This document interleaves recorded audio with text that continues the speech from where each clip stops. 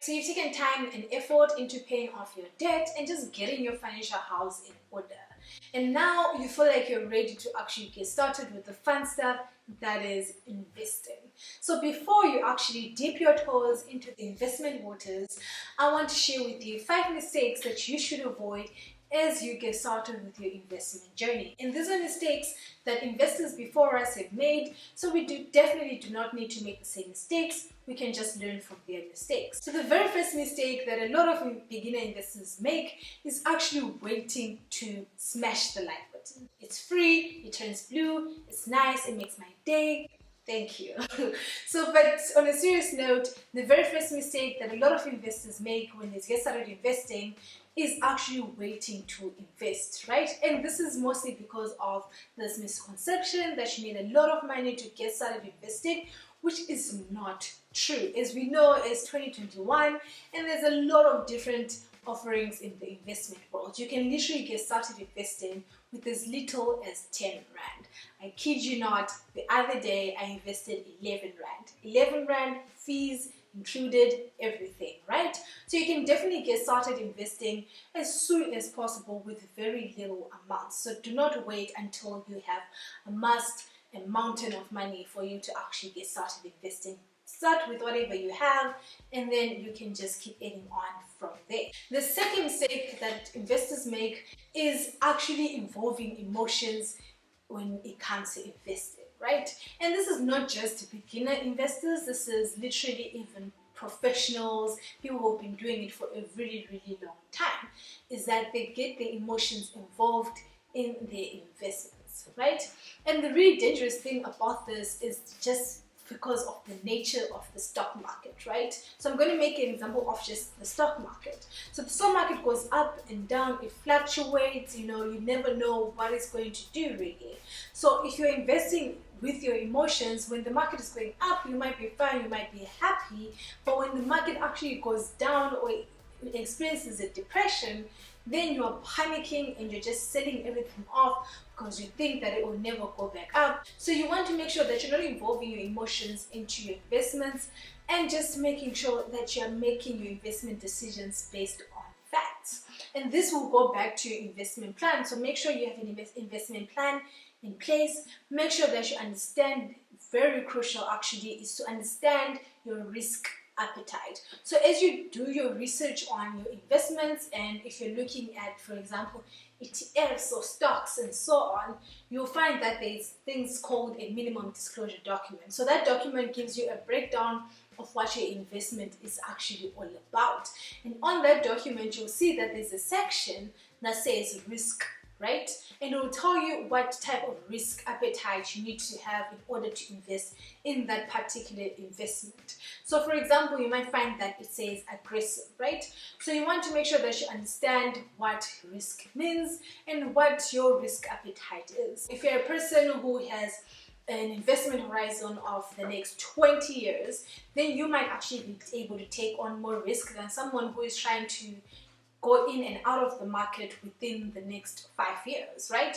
Your risk appetite will be different because with the 20-year investment horizon, you can actually ride out the waves of the market, right? Whereas someone with a 5-year investment horizon might not be able to actually recover from certain market events, right? If the market goes down and there's a depression for 3 years, then that really does impact their returns. Whereas for someone with a 20-year investment period, it might not actually affect them too much in the long run, right? In actually figuring out what your risk appetite is, it brings in a lot of factors such as your investment horizon that I just mentioned, as well as just the type of person you are. How do you process what's happening in the market and how involved do you want to be in your investments? Are you investing passively or are you investing actively?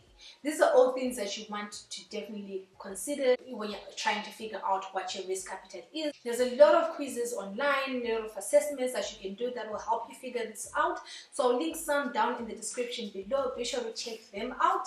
And the third mistake that you should avoid making is expecting very high returns overnight or over a short period of time.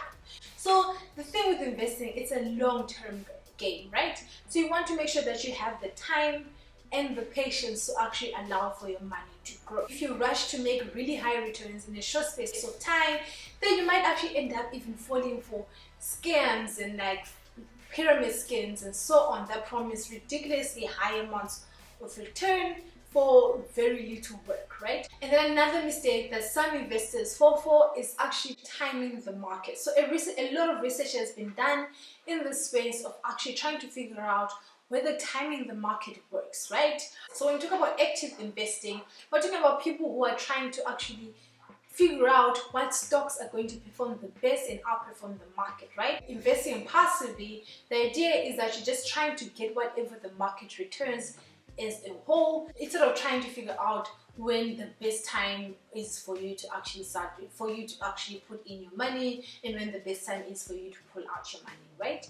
So you want to avoid timing the market because that has been proven to not work for most people. So there are professional equity managers, for example, who do this for a living, who try and figure out what the market is going to do and try and beat it, right? But even with those people, they don't always get it right. They actually get it wrong more than they get it right. So with the people that have actually gone to school for this and been educated in this and do this for a living on a day-to-day basis, if they're not actually getting it right most of the time, then the chances of you actually getting it right are also pretty low because of just the amount of time, skill, and knowledge it requires to do that, right? And also just to do that successfully also requires a little bit of luck, right?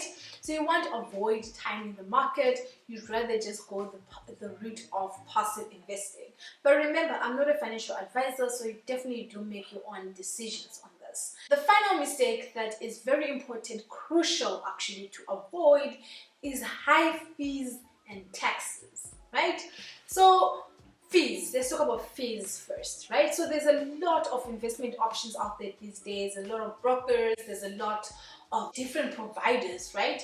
And those providers may offer the same services, but they don't offer them at the same fee. So you want to do your research, right? Especially when you're looking for a stockbroker. You want to check what your stockbroker is offering and how much they are charging you, right? So that you know exactly how much you're going to be charged for using their services or using their platform. And then just compare that with other competitors, right? So that you can actually pick out the one that meets your needs, two also is at an affordable or reasonable price. So you definitely don't want to be overpaying for a stockbroker in 2021 when there's so many stockbrokers out there that offer very low fees, meaning that you actually get to keep more of your money at the end of the day. So be sure to make sure that you actually keep an eye on those fees, right?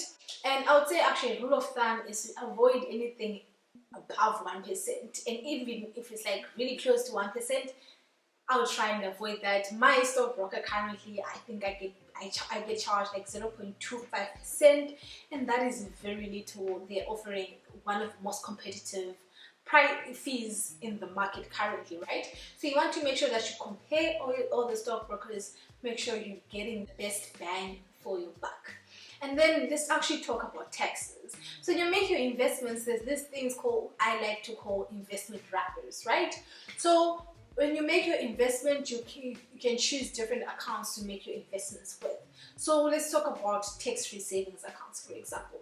With tax-free savings accounts, anything that you're investing in there is tax-free. So the growth on your investments, your returns, your dividends, everything is tax-free because it's within that tax-free savings account, right? So you want to make sure that you take advantage of accounts like that. And if you don't know what tax-free savings accounts are exactly, I did a whole video explaining it. So be sure to check it out. I'll link it up here and you'll be able to just go and watch it, right? But tax-free savings accounts are one of the accounts that you can use to offset or just to lessen the amount of taxes that are due on your investments.